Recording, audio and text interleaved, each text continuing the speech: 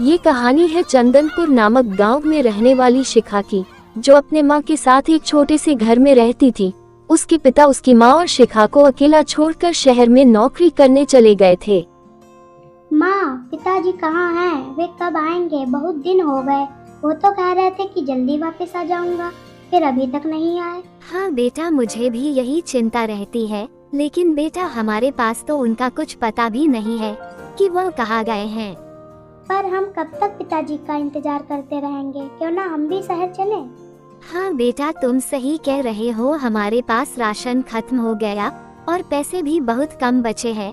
हम कल ही सुबह शहर तुम्हारे पिताजी को ढूंढने चलेंगे, लेकिन उससे पहले मैं पास में ही मुखिया जी से इस बारे में बात करके आती हूँ। वही पास में मुखिया जी रहते थे। उन्हें गांव के सब लोग चाचा जी कहते थे। उनके पास जाती है। चाचा जी,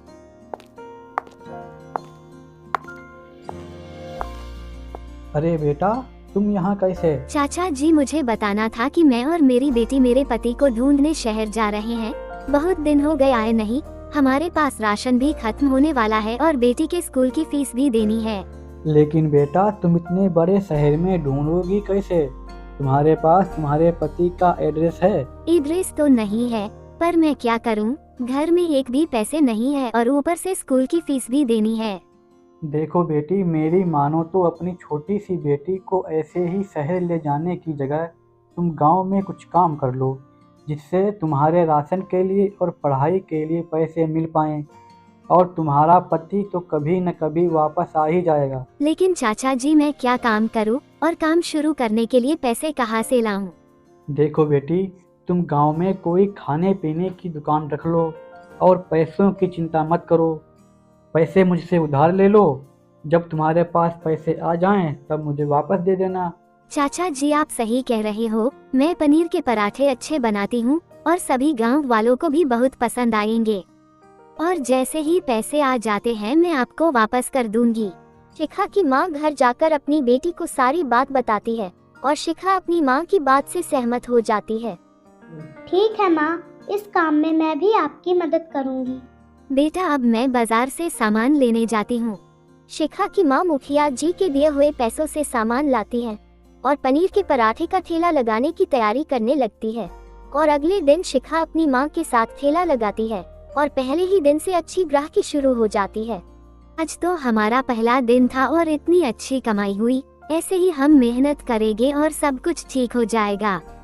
और तुम्हारे पिताजी आएंगे तो बहुत खुश होंगे। शिखा और उसकी माँ रोज ठेला लगाने लगी और उनकी आमदनी भी बढ़ने लगी। मुखिया चाचा की मदद से हमने पनीर के पराठे का ठेला लगाना शुरू किया था। अब हमारी कमाई हो गई तो मैं उनके पैसे वापस दे आती हूँ। उधर शिखा के पिता शहर से वापस आ रहे होते हैं। पता नहीं मेरे शहर जाने के बाद शिखा और उसकी माँ कैसे रह रही होंगी। शहर गए काफी दिन हो गए, लेकिन कहीं कोई अच्छी नौकरी मिली नहीं। मैं घर जाकर उन दोनों से क्या कहूँगा और घर का खर्च कहाँ से लाऊंगा। अरे राकेश, तुम यहाँ कैसे? तुम तो शहर गए थे ना नौकरी करने, वापस कब आए? अरे भाई, वहीं से आ रहा हूँ। गया तो नौकरी करने था, लेकिन वहाँ कोई अच्छी नौकरी मिली नहीं। पता नहीं यहाँ मेरी बेटी और उसकी माँ कैसे रह रही होंगी। अरे तुम उनकी चिंता छोड़ो, वो दोनों तो बड़े आराम से रह रही हैं।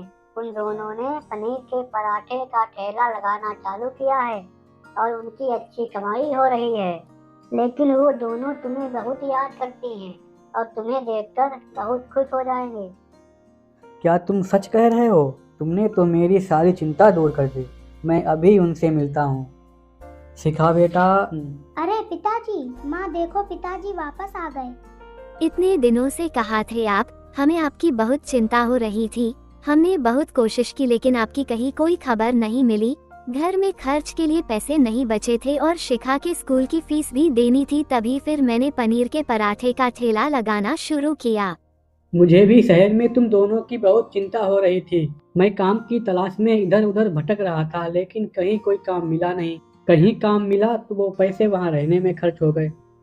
लेकिन तुम्हारे पास ठेला लगाने के पैसे कहाँ से आए? तुम्हारी कहीं से कोई खबर नहीं मिल रही थी और हमारे पास राशन भी नहीं बचा था, इसलिए मैं और शिखा तुम्हें ढूंढने शहर आ रहे थे। वही बात करने मैं चाचा जी के पास गई तो उन्होंने मुझे समझाया और ठेला लगाने के लिए पैसे दिए। और आप चिंता मत करिए, यहाँ हमारे पराठे के ठेले पर अच्छी ग्राहकी हो रही है और अच्छा हुआ आप भी आ गए। अब हम सब मिलकर ठेला लगाएंगे और साथ रहेंगे। अच्छा, तो मुझे अभी चाचा जी के पास जाकर उनका धन्यवाद करना चाहिए। अगर वह तुम्हें सलाह नहीं देते और ठेला लगाने के लिए पैसे नहीं देते तो न जाने क्या हो जाता।